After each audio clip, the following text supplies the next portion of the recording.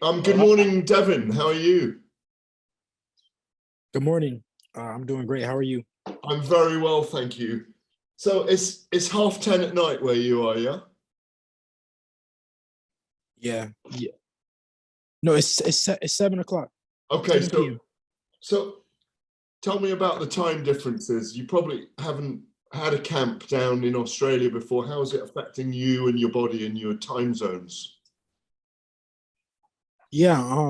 Honestly, it didn't really affect me that much. When we flew in like during the nighttime. So when I got in, it was like I slept through the night, and when I woke up, I went and worked out, and when we landed, I went and worked out, and then just got like stayed up the whole day, and then after that, like I just been my body has been on schedule. So Um, I'm happy that I came early.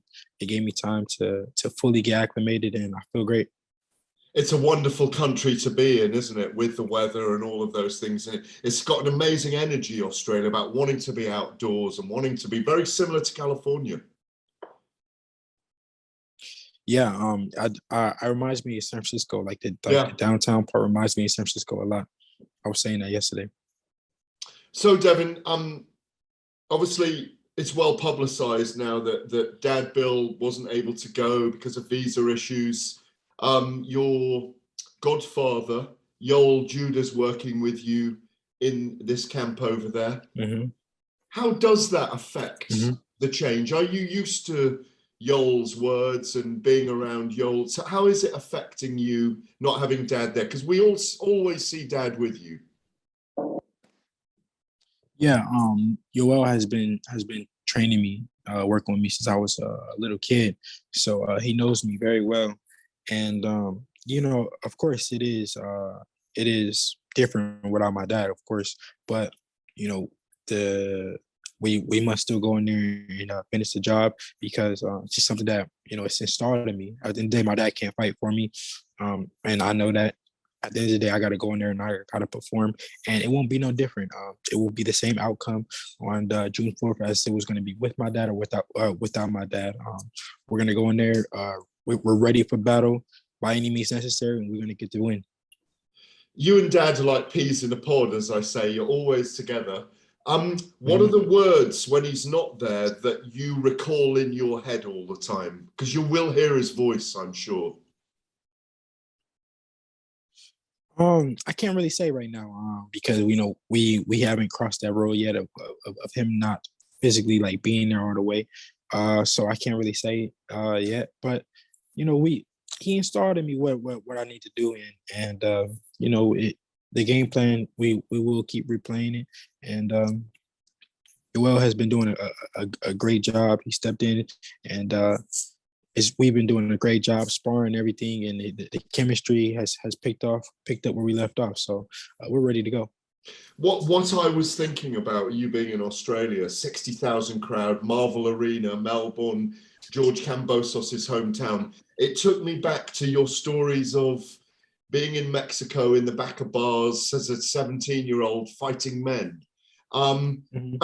That was a back against the wall experience for you, wasn't it? That you came through, no one got you, no one beat you up.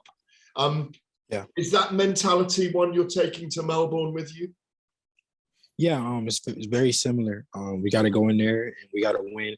The crowd may be against me, but by the end of it, they'll be rooting for me. They'll be cheering for me, and that's all that matters. I'm not going into it, with anything bad because these are just fans, and when the best man will win on that night, and that will be me. And they might boo me at first, maybe, and by the end of the fight, they'll be cheering me on, and it is what it is. Um, is it a silly question? So there you are, 27-0. You're 23 still. I had to check your age this morning because I thought, Mhm. is Devin 27 now? No, you're 23. Feels like you've been around forever, even though it's like Yeah. 6 years as a pro. Um, is this the biggest fight of your career? Oh, this is by far the biggest fight. I mean, this is the biggest fight of the lightweight division. It's for everything. It's for all the marbles, for all the belts. This is lightweight. The Super Bowl of the lightweight division. So, yeah, this is definitely my biggest fight by far, and this will be my best fight. This will be the fight that I'm able to showcase the most. Is that because the way the styles meet, do you believe? 100%. I do believe that. I genuinely believe that styles make fights, and his style matches up perfectly with mine, and I will show it. Do you feel you can get a stoppage even and make a massive statement as well as win the belts, or is it just about winning? It's about winning. At this point, I want to win more than anything, and however it comes, as long as it comes, that's all that matters. Because this is a fight that when you win everything. So as long as you win, you win.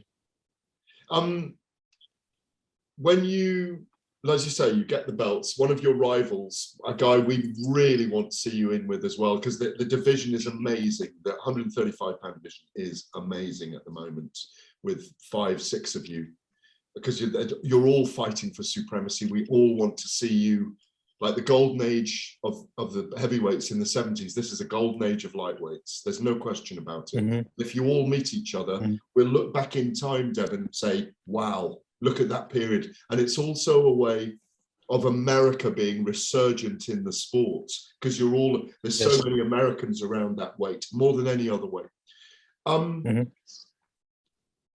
Tank Davis fights Ronaldo Romero this weekend as well. He's undefeated.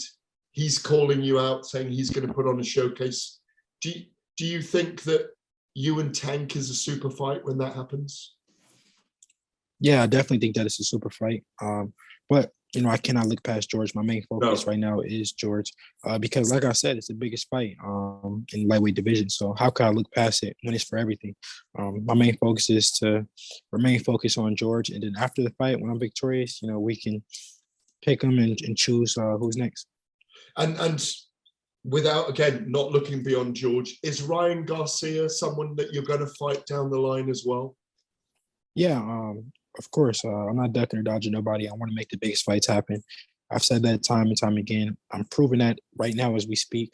And yeah, of course. Do you, when you're out and about in Australia, have you recognized, even though it's not a big country for fight sports necessarily, that they really do love sport and fight sports in Australia, even though it's not always purported as so? No, I haven't really seen that too much. I've really just been training and staying isolated. So I can't really say that I've been out that much. I really just been training, coming back, and just chilling, resting. So I haven't seen that yet, but as we go on, I'm sure I'll probably see. Final one from me, Devin, because I know you've got to move on, being prompted. What do you think to fighters not forcing fights, like Tyson Fury and Anthony Joshua, or Spence versus Crawford? What do you think about that they're not forcing the undisputeds at the moment? Yeah, I mean, I don't know anyone else's situation, but I can say that us fighters have the power. If we truly want to make a fight happen, then we can do we do what it takes to make it happen. And I've literally showed that I wanted this fight, I begged for this fight, and I did anything to make it happen. Brilliant. Listen, I wish you the best of luck. I really appreciate your time. I go well in Australia. Fantastic fight. Go claim all those belts. Thank you so much. You've been supporting me since day one. I really appreciate all the support, and I am coming for all of them. I'm bringing them all back.